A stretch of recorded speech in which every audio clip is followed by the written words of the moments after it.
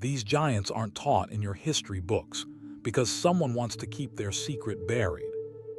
Four 40-foot stone colossi stand guard on the windswept Hidalgo Plateau, their silent faces watching over a story they refuse to teach you. But the truth is far stranger than they admit, and today, we'll uncover the hidden legacy of the Atlanteans of Tula.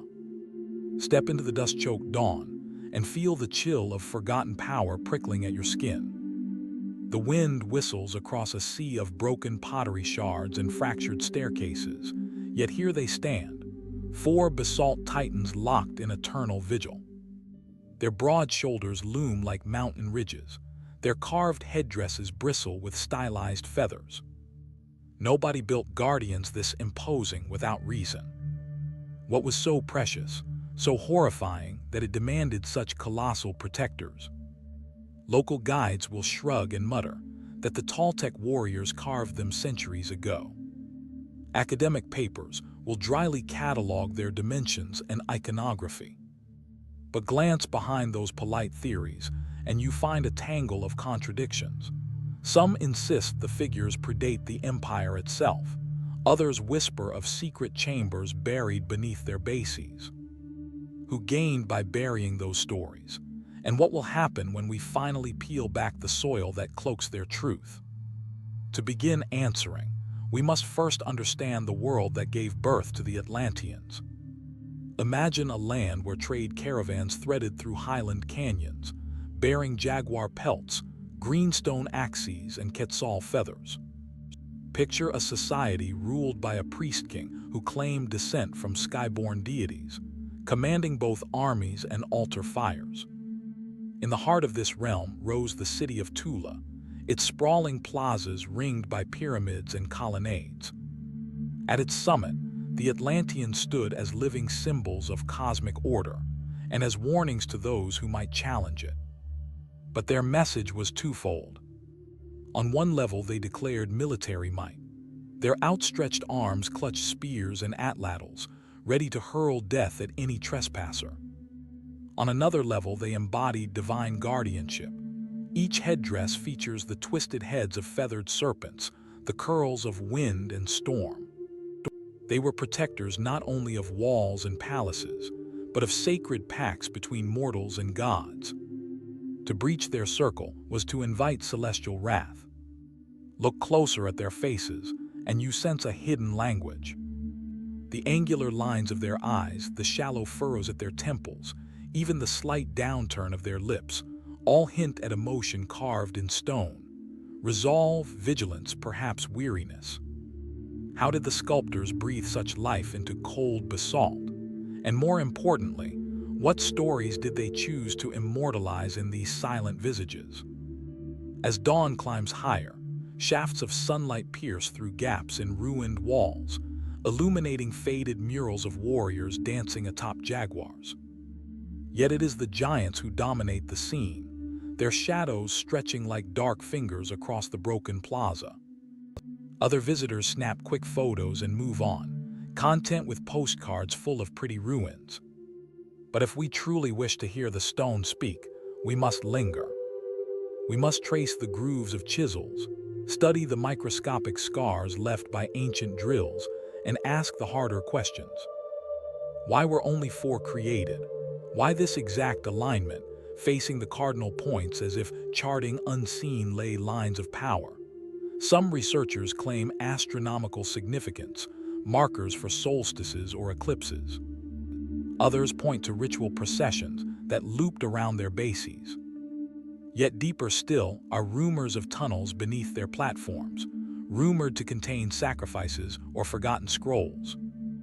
Official digs found nothing, but perhaps the archives have disappeared, conveniently lost by bureaucrats uninterested in unsettling the official narrative.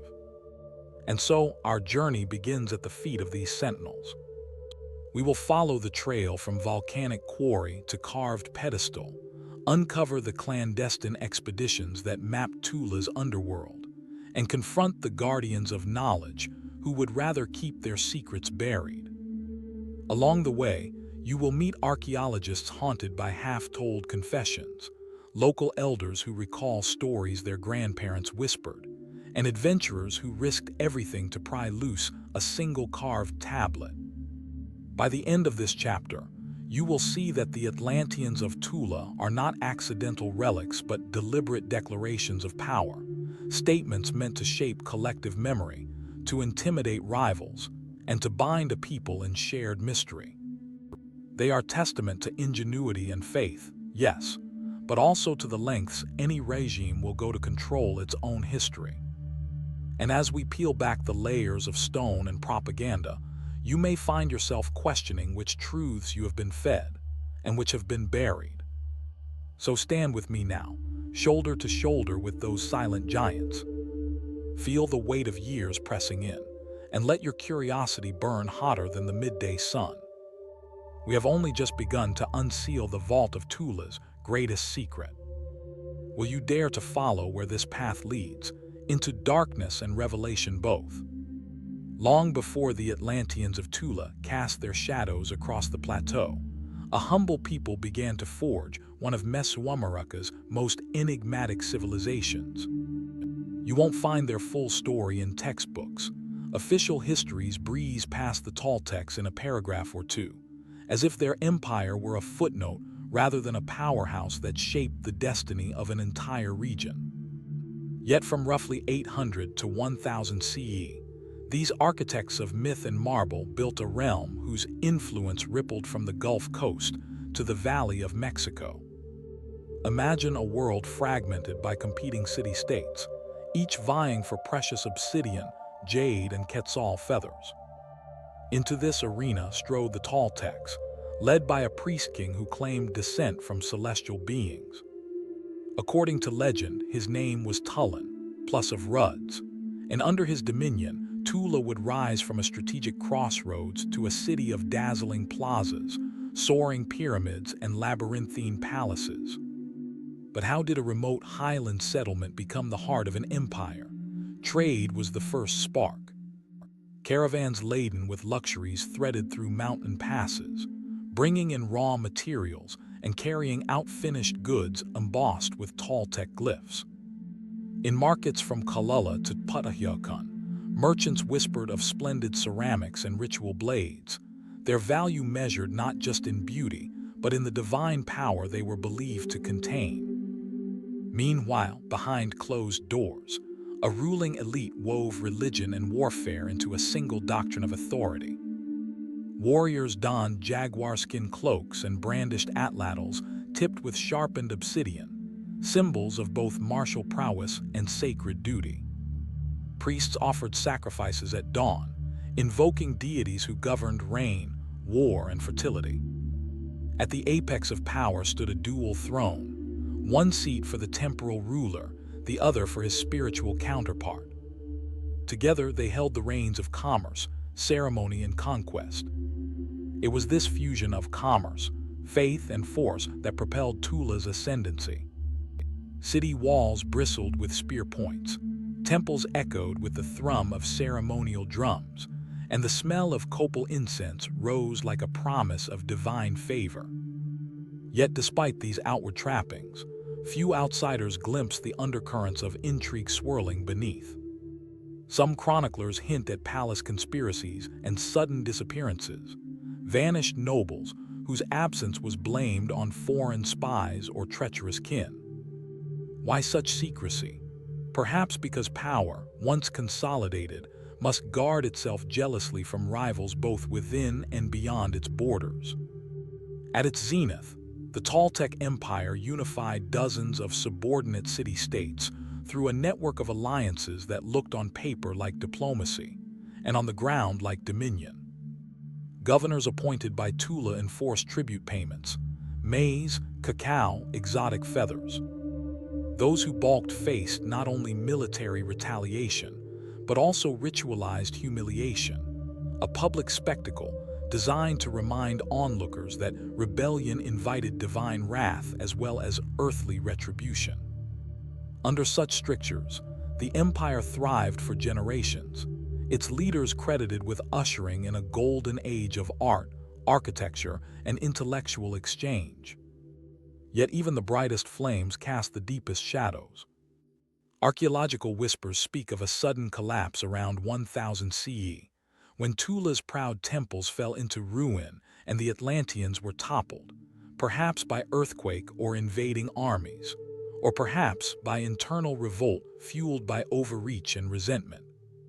Some scholars now propose that environmental stress, a protracted drought or depleted soils, cracked the empire's foundation from below. Others point to evidence of widespread rebellion, fire-scarred palaces, weapons buried in haste, and mass graves on the city's outskirts. And here lies the ironies that official narratives still gloss over. The very strategies that built the empire, ritual violence, monopolization of trade routes, centralized power, may have sown the seeds of its undoing. When tribute demands grew too heavy, vassal cities broke away. When priests lost favor, the people lost faith. And when the celestial mandate seemed to waver, the priest-king's word rang hollow. The Atlanteans, those silent guardians, eventually failed to intimidate their own creators. But collapse was not extinction. In the centuries that followed, the memory of Tula and its giants seeped into Aztec myth, where Toltec craftsmanship was revered as a lost art. Muxca rulers traced their lineage back to Tulan's priests, hoping to claim a spark of that former greatness. Through this living legend, the Atlanteans of Tula never truly vanished. They endured in ritual, story, and the very names of later empires. By retracing these steps, from nascent market towns to the zenith of a continent-spanning network, we unravel not just a rise and fall, but the cyclical dance of power, belief, and human ambition. Keep this in mind as we move to the next chapter, where we'll examine the master carvers who transformed raw basalt into these 40-foot sentinels, and why their secrets remain buried to this day. Beneath the sweeping skis of Hidalgo lie secrets of stone, and the hands that shaped them. The giants of Tula did not spring fully formed from the earth. They were born of sweat, ingenuity, and methods deliberately obscured from the record. Today, we peel back the layers of academic sanitization to reveal how volcanic basalt was transformed into 40-foot sentinels, and why their true story remains buried. First, picture the quarry at Cerro de las Navajas, where Toltec laborers hacked at dark volcanic flows with obsidian-bladed picks. They worked in rotating crews, chipping away slabs the size of wagons, then using wooden rollers, and perhaps even rafts on the nearby Tula River, to cart 40-ton blocks back toward the city. Official reports credit simple ramps, but local oral traditions whisper of lubricated tracks coated in crushed maguey pulp, allowing the blocks to glide with eerie smoothness. Were these techniques too advanced for modern scholars to acknowledge? Once at Tula's workshops, the real magic began. Under open-air canopies, master carvers, known in Nahuatl as Tlahtecutl, laid out giant templates in red ukka, their proportions calculated to match the cardinal points. Each shoulder, each headdress feather, was measured not by foot or hand, but by the length of a censer chain, tying the statue's form directly to ritual implements. Such precision hints at a shared secret language between priest and artisan, lost to later generations. Chisels made of hammered copper and inlaid with powdered jade scraped away the basalt surface. Apprentices would hold mirrors of polished obsidian to reflect sunlight onto the working face, revealing minute cracks and guiding each cut. This mirror technique is mentioned only in fragments of colonial-era scribes, diaries, documents long relegated to obscure archives. What else do those pages contain that our textbooks ignore? As the figures took shape, artisans carved elaborate iconography. The twin-headed serpent motif curling around shoulders, stylized sun discs on breastplates, and the twisted windstorm curls in each headdress plume. Every detail resonated with religious symbolism, so much so that even the order of tool marks carried meaning. A diagonal gouge might represent the jaguar's claw, a concentric swirl, the spiral of celestial wind. When the Aztecs later appropriated Toltec legend, they copied these motifs, but scholars today still debate whether they understood their hidden grammar. Moving these giants into place required both brute force and ritual subtlety. At night, whispered ceremonies blinded onlookers with firelight as priests consecrated each block before it took its final upright position. They invoked Ehecatl, wind god, to breathe life into the stone. When dawn broke, workers eased the statues into shallow pits, then packed earth around their bases. By sunrise, the Atlanteans rose as if grown from the ground itself. Written accounts of these rites were purged by colonial chroniclers, deemed too pagan for the official history. And yet beneath the bases, rumored to lie keys to unlocking the Atlanteans' true purpose, archaeologists have found nothing, or so they say. But locals still point to slight variations in ground-penetrating radar scans, suggesting narrow cavities and voids. Were these emptied by government-sponsored digs seeking to suppress inconvenient truths? Some whisper of unauthorized night excavations, where conspiratorial teams retrieved artifacts never seen again. Through the centuries, the knowledge of these master builders seeped into legend. Secret guilds of stonemasons in nearby villages claim descent from Toltec lineages, passing the forbidden quarrying rituals in hushed tones. They speak of the flame quartz drills and the living blueprint, terms never uttered in academic conferences. If asked to demonstrate, they will only smile and change the subject, guardians of a craft that built an empire and then vanished into shadow. Today, modern experimental archaeologists attempt to replicate the Atlantean techniques, recreating chisels, measuring basalt compressive strength, even rerunning quarry-to-site transport trials. Their published papers, however, often shy away from the most controversial elements, the ritual components and the covert logistics. Why omit the midnight ceremonies? Why ignore the secretive Mason fraternities still active in Hidalgo? By understanding the full story of how the Atlanteans were carved, stone by sacred stone, we confront not only the brilliance of Toltec artisans, but also the concerted effort to bury the truth. They were more than monuments. They were encoded messages, meant to be read by those initiated into a cosmic order. And as we prepare to delve into their spiritual significance in the next chapter, remember, the technique and the theology of these statues were inseparable. To carve stone without ritual was unthinkable, and no accident that so many records of those rituals have mysteriously disappeared. Imagine standing beneath those 40-foot colossi as dusk settles, when long shadows pool at their bases and a hush wraps the plaza like a cloak. Official guides will tell you that the Atlanteans symbolized Toltec warrior priests, but they rarely mention the rituals that bound stone to spirit, or the suppressed secrets of the deities these guardians truly embodied. Why the silence? Because some truths are too powerful to appear in a textbook. At first glance, the giants' iconography seems straightforward. Feathered headdresses, twisted serpent heads, weapons held at the ready.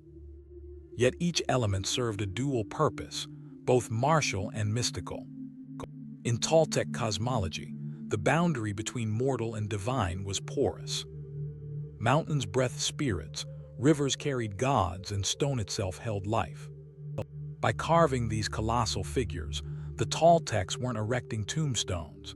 They were weaving portals, gateways for celestial forces to flow into the city.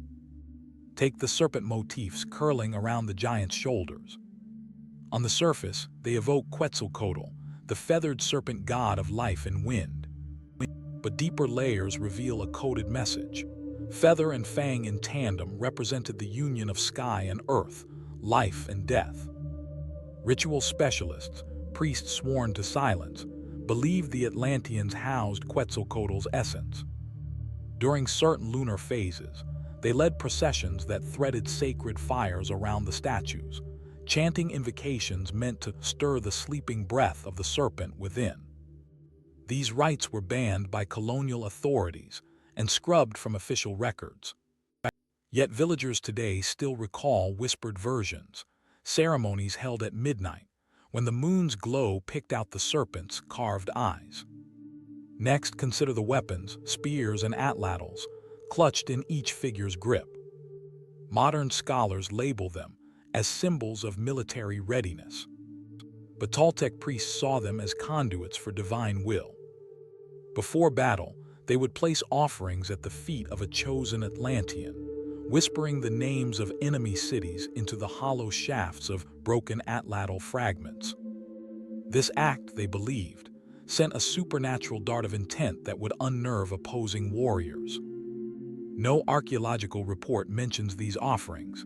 Official sites list only plain altars. What happened to the evidence of those votive deposits?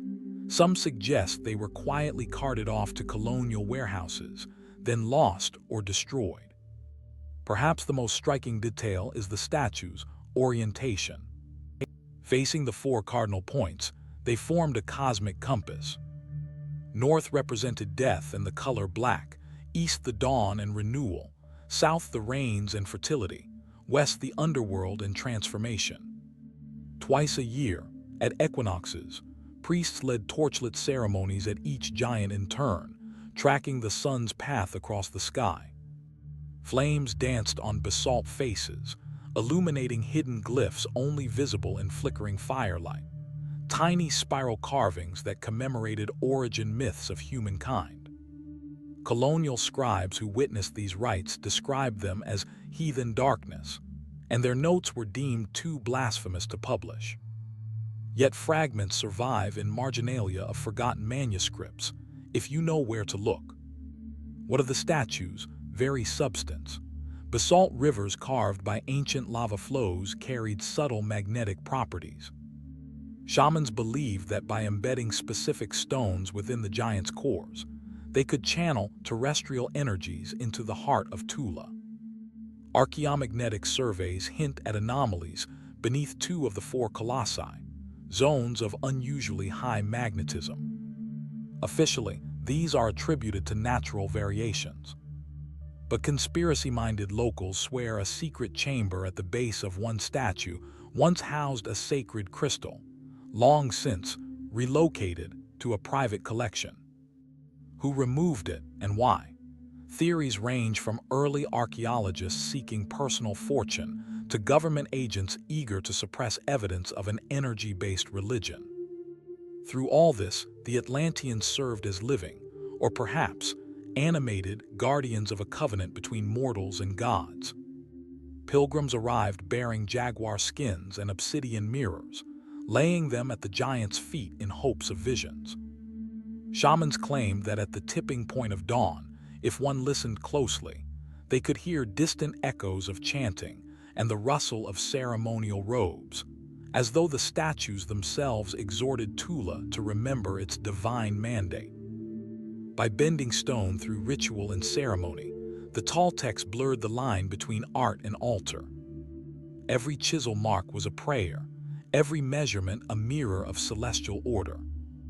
The Atlanteans were not static monuments but dynamic participants in the city's spiritual life, anchors for prayers, judges for oaths, and sentinels against cosmic disorder. It's no wonder that later rulers feared them.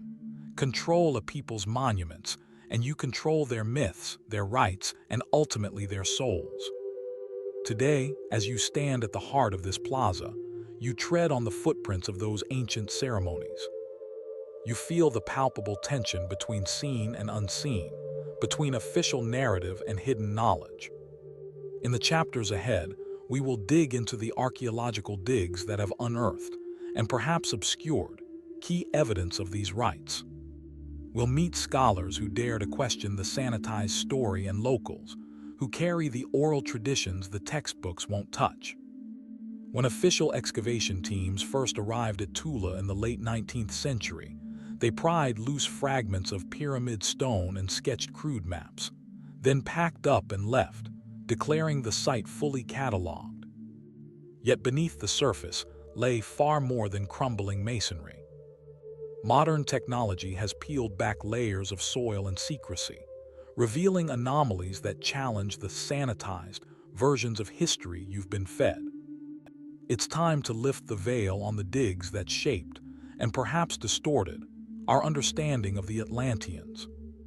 Your journey begins with the maps of Desiré Charnay, the French photographer-archaeologist who first exposed Tula's colonnaded halls in milky glass plates. Charnay's journals hint at underground chambers near the giant's bases, but his carefully labeled drawings omit any reference to them. Some suspect he was pressured by sponsors to focus on grand facades rather than inconvenient subterranean findings. What else did he sketch in his private notebooks that never saw daylight? Flash forward to the mid-20th century, when Mexican National Institute of Anthropology and History, INAH, teams began systematic digs.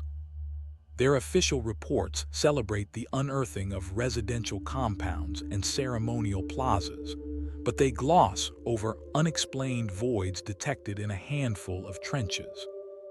Archaeologists noted irregular soil compaction beneath two Atlantean foundations, but chalked it up to natural collapse.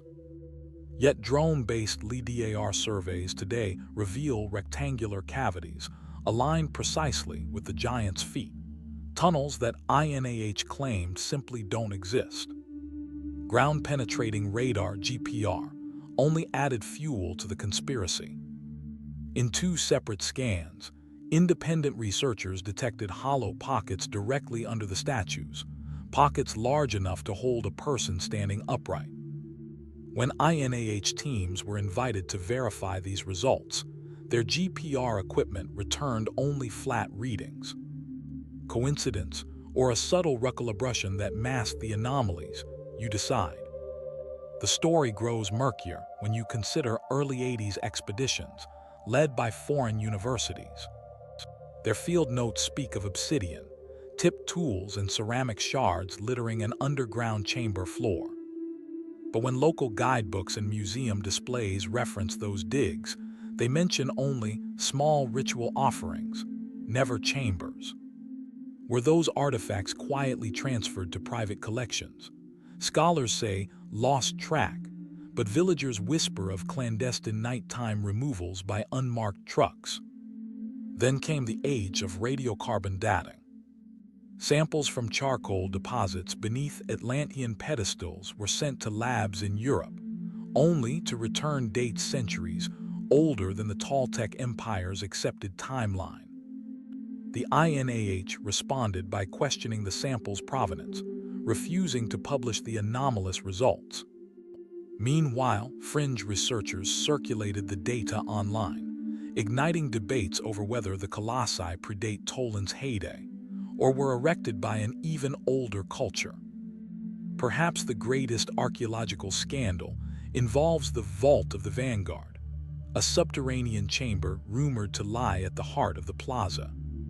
Stories claim that explorers in the early 21st century blasted through a collapsed archway and discovered a stone sarcophagus marked with spiral glyphs matching those on the giant's headdresses. The team allegedly sealed the entrance again, under orders, and filed their report under miscellaneous debris.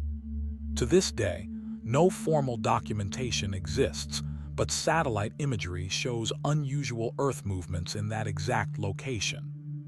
Despite official denials, independent teams equipped with magnetometers and resistivity meters continue to find suspicious readings every few years. International journals publish abstracts, only to have full articles withdrawn after pressure from unnamed cultural heritage authorities. If these legends hold a kernel of truth, then the Atlanteans were not mere guardians of walls and plazas. They were gatekeepers of hidden knowledge. What does all this mean for our quest? First, take nothing at face value. Every trench, every sensor reading, every dusty notebook could contain clues that official histories have buried. In the coming chapters, We'll interview the maverick archaeologists who risked professional ruin by leaking forbidden field logs. We'll venture into local villages where elders still remember secret excavation sites and coded rituals performed before uncovering basalt blocks. And we'll sift through faded photographs and scan blueprints to reconstruct the maps they refused to publish. By exposing the archaeological cover-ups and unearthing hidden chambers, we edge closer to the truth behind the Atlanteans' purpose. These giants were not erected for simple intimidation. They conceal corridors of ritual power, archives of forbidden rites, and perhaps objects that rewrite the timeline of Mesoamerican civilization. The next step: follow us beneath the surface as we dig into the legends and cultural legacy that sustained their mythic authority. Long after Tula's towering colossi fell silent, their story refused to die. The Atlanteans of Tula slipped into legend, sometimes praised as gifts from the gods, other times whispered about as relics of a darker, pre-Toltec order. Yet official history treats these tales as pretty folklore, ignoring the deeper currents that carried their memory into Aztec myth, colonial chronicles, and modern art. Today, we'll trace those echoes to see how 4 stone giants shaped an entire region's imagination, and why some forces still want their true legacy buried. From Toltec vanguard to Mexica myth. When the Aztecs arrived centuries after Tula's collapse, they found blasted plazas and toppled statues. Rather than dismiss the ruins, they wove Toltec lore into Mexica origin myths. Tolan became the first city, cradle of divine kings. Atlanteans were recast as Tepancs, guardians of ancestral wisdom. Codices show feather serpent patterns lifted directly from the giants' headdresses, but gloss over the more unsettling serpent fang motifs that once spoke of cosmic judgment. Why? Because later rulers preferred a sanitized, golden age narrative, not the conspiratorial rites tied to those fang serpents. Local folklore, whispers by lantern light. In villages around Hidalgo, elders still recount midnight gatherings beneath the shadows of basalt shoulders. They speak of stone voices murmuring prophecies to those brave or foolish enough to listen. One story tells of a traveler who pressed his ear to a giant's base and heard the tolling of a distant bell, a warning of coming chaos. Official guides dismiss such tales as romantic embellishments, but some villagers insist these stories preserve ancestral warnings, that unchecked ambition invites ruin, and that the Atlanteans once judged their own creators. Colonial chronicles buried omissions. Spanish friars who documented Mesoamerican customs included brief mentions of Toltec stone guardians, but never recorded the full scope of rituals still practiced in secret. Bernardino de Sahagun's Florentine Codex describes 4 great men of stone guarding an ancient precinct, but cuts off before detailing the lunar ceremonies once held at their feet. Why would the friars omit those rites? Perhaps because they feared that full disclosure might ignite native resistance, or because some manuscripts were redacted before publication to align with church doctrine. Artistic revivals, from Hugo to Hollywood. Fast forward to the 19th century, when Victor Hugo's fascination with lost civilizations inspired artists to depict Mesoamerican ruins as mysterious, almost alien landscapes. In Mexico City salons, painters like José María Velasco sketched lone, basalt figures framed by stormy skies, suggesting hidden power lurking in static stone. Today, Hollywood blockbusters use CGI to animate Tula's giants in epic battle scenes, but rarely mention that local historians once believed the Atlanteans moved on moonless nights. Why the change? Mass audiences want spectacle, not whispered conspiracies. Modern heritage versus hidden agendas.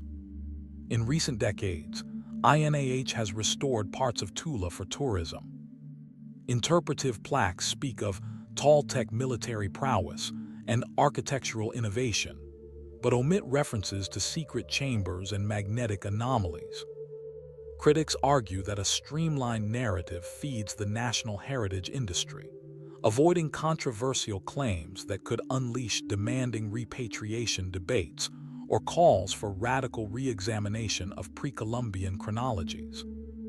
Meanwhile, private collectors quietly bid on artifacts rumored to come from clandestine digs, objects never seen in public catalogs. Cultural revival, secret masonry, and Toltec societies. Hidden from mainstream view are fraternal societies claiming descent from Toltec priests, self-styled keepers of the flame. They meet in candle-lit chambers, reciting chants they claim were taught at the giants' bases. Visitors describe a solemn oath to guard the knowledge of the Atlanteans until humanity is ready to receive it. These groups rarely seek publicity, but their existence suggests that the legacy of Tula is not confined to dusty ruins. It lives on in rituals few dare to document. Global impact, from museum halls to virtual worlds. Today, museums in Paris and New York display Toltec artifacts alongside Aztec treasures, often framing Tula as a prelude to Tenochtitlan's grandeur. Virtual reality tour let digital tourists walk among reconstructed colonnades, but these experiences almost never simulate the conspiratorial rituals or secret chambers that independent researchers describe. By smoothing out messy elements, these platforms reinforce a curated history rather than the textured, sometimes unsettling reality of the Atlanteans' legacy. Why the echoes matter. These reverberations through art, myth, and modern media show that the Atlanteans of Tula were never just local monuments. They became symbols of lost wisdom, of power suppressed, and of the tensions between official narrative and hidden truth. When we honor only the sanitized story, we lose sight of the full spectrum of human belief and ingenuity. The giants still stand, some in stone, others in coded manuscripts and whispered traditions, calling us to question which histories we choose to preserve and which we bury. In the next chapter, we'll bring this journey to a close with a reflection on the enduring lessons of the Atlanteans and a final invitation to join the quest for buried truths. We began our journey beneath 4 40-foot sentinels, whose basalt bodies watched over a forgotten empire. Now, as the sun dips low behind the Hidalgo horizon, it's time to lift our eyes from chiseled features and ask, what do the Atlanteans of Tula mean for us today? These giants were carved by hands that fused ritual with hammer and chisel, birthed to enforce power and guard arcane rites. Yet their true gift lies not in domination, but in endurance. Stone outlasts flesh in empire. It whispers truths that rulers try to silence. When you walk away from their looming forms, consider this. If monuments built to intimidate can still speak after centuries, what monuments have you erected in your own life, of belief, ambition, or fear? The conspiracy that hid hidden chambers and censored sacred rites reminds us how history is shaped by those in power. Official narratives protect prestige, local legends preserve warning. The Atlanteans, whether in carved basalt or whispered myth, stand as testament to the tension between control and revelation. They challenge you to question which foundations of knowledge were laid openly, and which were buried under layers of convenient silence. But beyond intrigue and scandal lies something more profound. These giants embodied a covenant between earth and sky, a promise that human hands can fashion vessels for spiritual force. Today, when so many feel disconnected, from heritage, from ceremony, from one another, the Atlanteans invite us to re-enchant our world. What if we treated the stones of our cities as sacred? What if we recognized that every structure, every ritual, carries the potential to bind us to something greater than ourselves? Pause for a moment and picture that plateau at dawn. The wind stirring dust, the statues, shadows stretching long and thin across broken pottery shards. Imagine the hush of midnight rituals, the flicker of torches illuminating hidden glyphs. In that silence, hear the echo of human longing, for meaning, for transcendence, for the chance to stand guard over what we hold sacred. As we close this chapter of Revelation, remember that the Atlanteans are not relics locked in the past. They live in every act of remembrance and every quest for truth. Whether you study them in dusty archives or explore fringe theories by lantern light, you participate in a legacy of seekers who refuse to accept a story trimmed to fit convenience. If this journey into the shadows of Tula has stirred your curiosity, imagine what other secrets lie just beyond accepted history. There are empires whose stones still murmur under overgrowth, manuscripts gathering dust in hidden vaults, and traditions passed in whispers across generations. Each holds the promise of transformation, if we dare to listen. So here's my invitation to you: join the quest. Subscribe to our channel to uncover more hidden histories, share this video with fellow explorers, and ring the bell so you'll be the first to know when we expose another buried truth. Your subscription is more than a click. It's a pact to keep questioning, keep digging, and keep the giant's vigil alive. In the end, the most enduring sentinels are not carved in basalt, but forged in curiosity and courage. Stand with us as guardians of lost knowledge. From stone to spirit, let us ensure that no secret stays buried, and that every silent colossus finds its voice.